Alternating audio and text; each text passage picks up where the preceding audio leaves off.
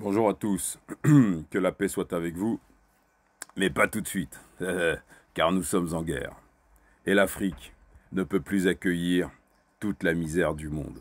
Alors cet article, il date du 13 novembre 2024, publié d'ailleurs à 22h16, on est précis chez Fétiche de guerre. Je suis tombé dessus sur un site qui s'appelle Clubic, Clubic.com. Et bah, lisez. Le grand paradoxe énergétique. Deux points. La centrale à charbon de Saint-Avold redémarre pour l'hiver. Saint-Avold était probablement un pédophile esclavagiste. Bon, on ne va pas revenir là-dessus. Bien. Alors, nous avons monsieur Alexandre Bohéro qui nous dit la chose suivante.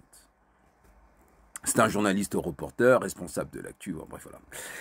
La centrale à charbon de Saint-Avold, l'une des deux dernières du pays, a dû reprendre du service cette semaine pour répondre aux besoins énergétiques hivernaux. Une mesure qui remet en question les objectifs de décarbonisation. Oh là là là là. Alors bon, je vais vous expliquer. En fait, cet article vous fait savoir que ce pays misérable, que beaucoup de nègres là en Afrique considèrent comme être un grand pays, est en train de retourner à l'ère du charbon. Eh oui, c'est fini les matières premières gratos énergétiques au Niger, au Mali, au Burkina, mais aussi au Cameroun. Eh oui, c'est terminé ça. Alors ils font quoi les gens qui ont rien? Les gens qui sont structurellement pauvres, qu'est-ce qu'ils font? Bah on va ressurgir en France et en Europe, parce qu'ils appelaient les gueules noires. C'est quoi les gueules noires? Bah c'est des blancs qui au début du XXe siècle, d'ailleurs les enfants travaillaient dans les mines aussi, vous aviez des gamins de 10 ans, de 8 ans, en Europe, qui bossaient dans les mines. J'ai bien dit de 8-10 ans, oui, oui. Et ils avaient des têtes tout noires, comme nous. Hey, pas parce qu'ils avaient de la mélanine, non, non, c'est parce qu'ils avaient du charbon plein la gueule. Bon. Alors, quand vous vous rendez compte que aujourd'hui en Afrique, vous avez des gens comme Ousmane Sonko Diomaye Faye qui ne jurent que par un pays qui est en train de retourner à l'ère du charbon. Vous avez au Cameroun le mouvement des ratés du Cameroun, dont les représentants foireux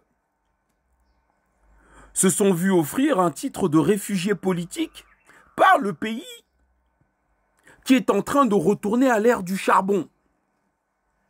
Et le pays qui est en train de retourner à l'ère du charbon est celui où M. Maurice Kamto, les Kangas et toute la clique de pourriture, là, c'est leur fief, leur partenaire privilégié au mouvement des ratés du Cameroun au MRC, c'est le pays qui retourne à l'ère du charbon.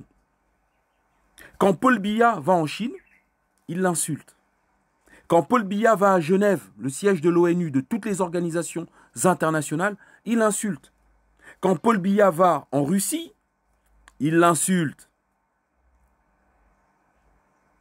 Par contre, eux, ils sont plus méritants que Paul Biya parce qu'ils ont un titre de réfugié politique dans le pays qui retourne à l'ère du charbon.